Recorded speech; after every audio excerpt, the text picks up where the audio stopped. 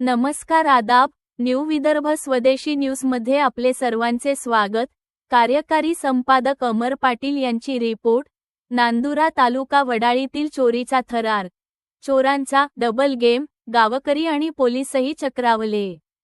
नांदुरा तालुक्यातील वडाळी येथे घडलेल्या एका चोरीच्या घटनेने संपूर्ण परिसरात खळबळ उडवली असून चोरांनी वापरलेली पद्धत पाहून गावकरी तसेच पोलीस प्रशासनही अक्षरशः चक्रावून गेले आहेत।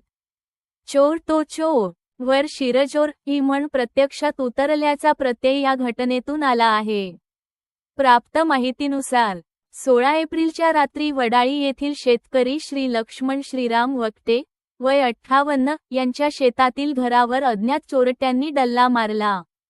या चोरीत सुमारे 26 ग्रॅम सोन्याचे दागिने, अंदाजे किंमत 4 लाख रुपये व 10,000 रुपये रोख असा एकूण लाखो रुपयांचा मुद्देमाल चोरट्यांनी लंपास केला। विशेष म्हणजे ही चोरी केल्यानंतर चोरांनी अत्यंत चलाखीने चोरीचा माल गावाजवळील वक्ते यांच्या शेतातील मक्याच्या पिकात लपवून ठेवला।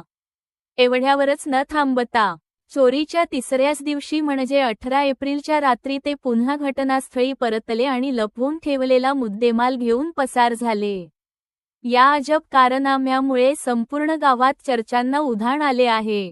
दरम्यान 19 एप्रिलच्या सकाळी लक्ष्मण वक्ते शेतात गेले असता मक्याच्या पिकामध्ये त्यांना चोरी गेलेल्या बॅग्स अस्ताव्यस्त अवस्थेत आढळून आल्या। यानंतर तात्काळ नांदुरा पोलीस स्टेशनला माहिती देण्यात आली।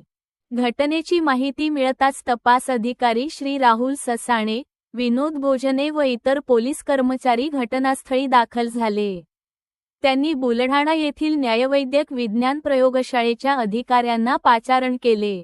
संबंधित पथकाने घटनास्थळावरून चोरट्यांचे बोटांचे ठसे, फिंगरप्रिंट्स संकलित केले असून तपासाला वेग देण्यात आला आहे।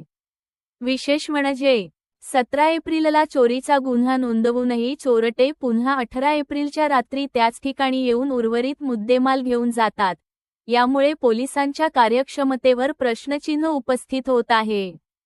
पोलीस प्रशासन झोपेत आहे का, अशा संतप्त प्रतिक्रिया गावकऱ्यांकडून व्यक्त केल्या जात आहेत।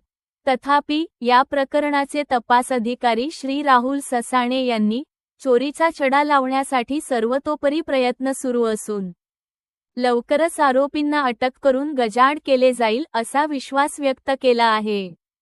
दरम्यान वडाळी परिसरात या घटनेमुळे भीतीचे वातावरण निर्माण झाले असून रात्रीच्या वेळी नागरिकांनी अधिक सतर्क राहण्याची गरज व्यक्त होत आहे। पोलिसांनीही गस्त वाढवण्याची मागणी गावकऱ्यांकडून होत आहे। मी मंगेश वक्ते, वडाळी, राहणार नांदुरा तालुका नांदुरा, जिल्हा बुलढाणा। आम्हाला असं माहीत पडलं 3 वाजता चोरी झाली, तर शुभम वक्ते यांनी आम्हाला फोन लावला। तेव्हा आम्ही याच्या घरी आलो, तर आम्हाला रिपोर्ट देण्याकरता आम्ही 3 वाजता इथून निघालो। तर निघत असताना आम्हाला संशयित गुन्हेगार आपल्या हायवे रोड जे ब्रिज आहे वडाळीकडे येताना त्या ब्रिजजवळ संशयित 4 आरोपी आढळले। तर त्याच्यातले 3 आरोपी हे हायब्रिडच्या चाऱ्यामध्ये पळत निघाले आणि एक आरोपी हा प्लॅटिना गाडी घेऊन हायवे रोडवरने मलकापूरकडे निघाला। तर ते 4ही आरोपी आम्हाला काही मिळाले नाही, परंतु सकाळी आम्ही जेव्हा झांबलण्याचा प्रयत्न केला शेतामध्ये, तर एक ॲटोवाला जो आमच्या वसाडीचा आहे त्याने आम्हाला सांगितलं की बा अशा प्रकारचे संशयित अन्सार नावाच्या ॲटोमध्ये मलकापूर 2 व्यक्ती मलकापूरकडे निघाले। तर आम्ही त्यांचा पाठलाग करत असताना आम्हाला ते ITI कॉलेजजवळ ते ॲटो आम्ही पकडलं आणि जसं ॲटो पकडलं तर ते संशयित आम्ही दिसताबरोबर एक ITI कॉलेजच्या मागे पळाला आणि एक आरोपी हा गिरणी बेलाडकडे पळाला। तर गिरणी बेलाडकडे मी त्याच्या मागे पळत निघालो 5 किलोमीटरपर्यंत स्वतः। आणि जो ITI कॉलेजच्या मागे जो आरोपी पळत निघाला त्याच्या मागे हा आदित्य रघुनाथ वक्ते आणि शुभम वक्ते असे हे तिघं आणि आपला प्रकाश वक्ते हे तिघंजण त्याच्या मागे इकडे ITI कॉलेजमध्ये 2-3 किलोमीटर ते जे बंदी आहे त्याच्या मागे त्या बंदीमध्ये तो लपला। आणि माझं नाव शुभम लक्ष्मण वक्ते आहे। माझ्या घरी रात्री राहणार वडाळी इथं आम्ही वरती टेरेसवरती झोपलेलो होतो। तेव्हा रात्री माझ्या भावाला 2 ते 2:30 वाजता दरम्यान थंडी वाजली, तर तो 2:40ला खाली आला. त्याला असं पूर्ण घर वगैरे उघडलं दिसलं. तर त्यावेळेस आम्हाला समजलं की घरात चोरी झालेली आहे. तो वरती आला लगेच. त्यांनी सांगितलं की बाबा घर वगैरे उघडलं ठेवलं होतं काय? आम्ही म्हटलं नाही तसं काही नाही. तो खाली आला. तो कुलूप वगैरे तोडलेलं होतं पूर्ण. कपाट वगैरे खोललेला होता. कपाटातलं सर्व सामान म्हणजे आमचे आधार कार्ड, पॅन कार्ड वगैरे सर्व पलंगावर आणून ठेवले होते. एक छोटा असे पसरवलेले होते. कपाटातले साड्या वगैरे सर्व अस्तव्यस्त पडलेलं होतं रूमच्यामध्ये. आणि त्यातला जो एक छोट्या डब्यामध्ये आपले सोन्याचे काही पोत वगैरे होते. एक गवळी पोत होती, एक एकदाणी होती, सोन्याच्या साखळ्या होत्या आईच्या, आणि फुलं होते सोन्याचे, आणि 10,000 रुपये कॅश होती. एकूण सोनं किती रुपयाचं होतं?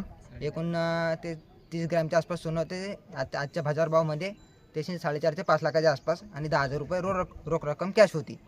तर ते सर्व अस्तव्यस्त पडलेलं होतं. आणि आम्ही आलो नंतर लगेच 3 वाजता आसपास सर्वांना माहिती केलं, फोन वगैरे केले. ज्यावेळेस आम्ही केस करायला जाणारच होतो, तर तिथं आम्हाला 4 जण आढळले. तर तिथं आम्ही त्यांचा पाठलाग वगैरे केला, पोलिसांना केलं, पण पोलिस त्यावेळेस काही हजर आले नाही. नंतर थोड्या अर्ध्या एक तासाने आले. आणि आज म्हणजे एक दिवस त्यांनी जाऊन तेच बॅग इथं आमच्या शेतात दुसऱ्या दिवशी आढळली. म्हणजे काल आम्ही शेतात माझी वहिनी वगैरे गेले होते, त्यांना बॅग वगैरे कोणी दिसलं नव्हतं. तर आज सकाळी गेला भाऊ वगैरे, तर त्याला बॅग ते तिथं पडलेली दिसली. चोरी झालेल्या सामानातील हां, बॅग. चोरी झालेल्या सामानमधले बॅग वगैरे, काही छोटे सामान वगैरे, साड्या गिळ्या पडलेल्या होत्या, छोटे प्लास्टिकचे बॉक्स वगैरे बॅग ही पडलेली होती. तर ते त्यानंतर आम्ही फॉरेन्सिक लॅबला वगैरे पोलिसांना कळवलं. तर ती गाडी आली होती फॉरेन्सिक लॅबची. त्यांनी ठसे वगैरे नेले, पण जसा पाहिजे तसा अजून पोलिसांचा रिस्पॉन्स वगैरे भेटलेला नाही.